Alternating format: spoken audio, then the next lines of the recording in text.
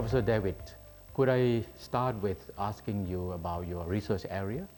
Yeah, okay, so I do quite a bit of research. I moved to Walailak in 2004, which is amazingly 16 years ago now, and my research really centres around transition metal complexes. These are basically small little compounds that we make.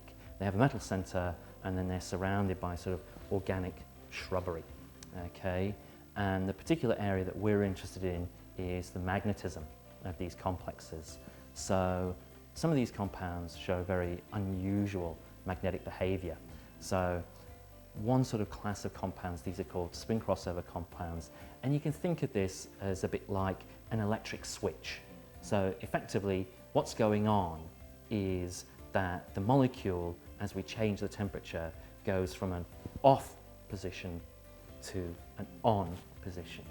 And the idea here is to make that transition from the off state to the on state as abrupt as possible and have something called magnetic hysteresis.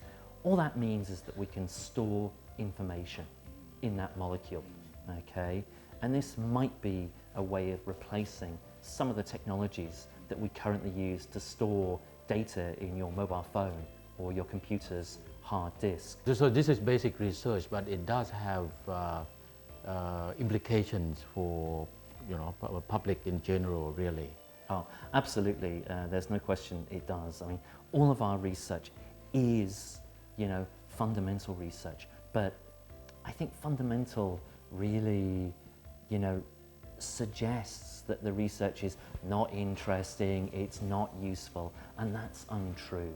A lot of fundamental research, especially stuff like what we do, is at the frontier of human knowledge. So we're actually trying to push that boundary and ask questions about, is it possible to do that? Can we do this? And these are sort of the questions that we're trying to ask. But the technologies that we use today were actually invented 30 or 40 years ago in the lab. So the problem with any country not doing frontier research is that we don't develop new, areas of knowledge.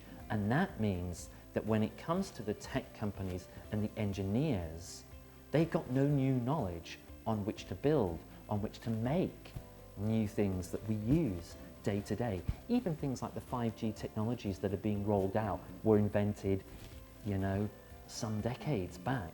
So we absolutely need to continue to invest in new knowledge and new findings in science if mankind is to move forward as a species.